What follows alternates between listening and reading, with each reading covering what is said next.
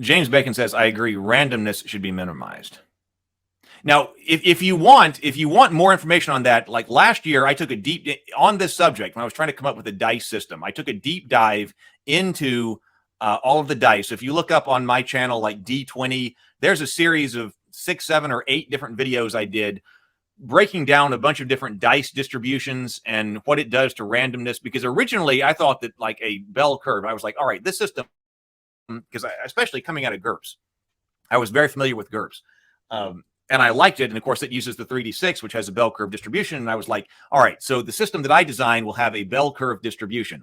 But actually, that does not do what I thought it was going to do with the reduction of randomness. It doesn't do what I thought it would do. And I don't think it does what a lot of people think it would do. I noticed that when Mark Tassin was talking about on the Cool Name RPG design videos, a lot of people said they wanted to do a bell curve system. And I thought about that in relation to what I did when I broke down all the math. And I was like, I bet that the people who are saying, a large chunk of the people are saying they want a bell curve system, don't actually want a bell curve system because it doesn't actually do what they are trying, what they think it will do. And that's kind of a minimization of randomness. We found out, spoiler alert, but after a whole bunch of analysis, and you can go through all of this on the channel. A lot of people I know like found me because of the dice analysis videos. What we found is that it wasn't the bell curve that was important. It's the ratio of the random element to the modifier that you're adding. Now, in retrospect, that seems kind of obvious. Now there's the random element like in a D20 because everything is a 5% chance, every number. I mean, you could just be all over the place in a D20, which is actually the problem with, I think is the problem with Frost Grave, not Frost Haven, but Frost Grave, that game, which is a warband game.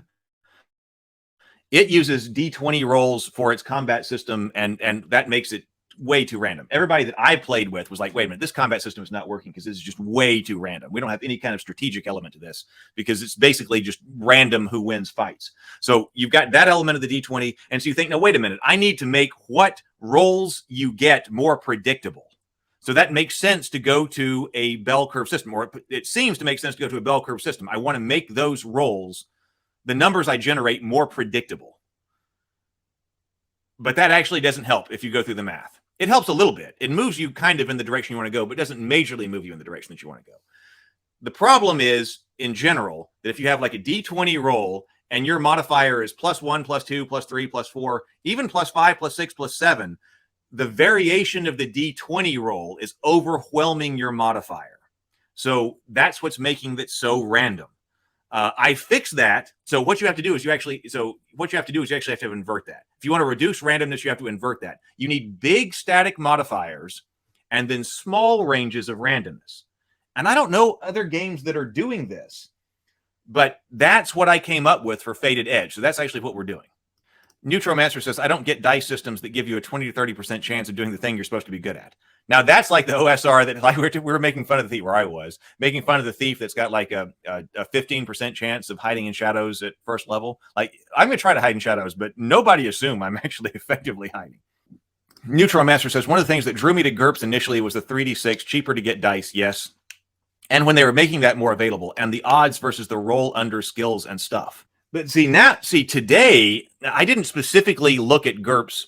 Now, of course, GURPS does also already have a bunch of tables in it for looking at probability and looking at the 3D6 probability curve. It wouldn't be difficult. I didn't specifically analyze that one, but now I would be interested in going back and looking at GURPS and saying, does that actually do what I think it's doing? Like, does it actually do what I think it's doing and what I would want to do?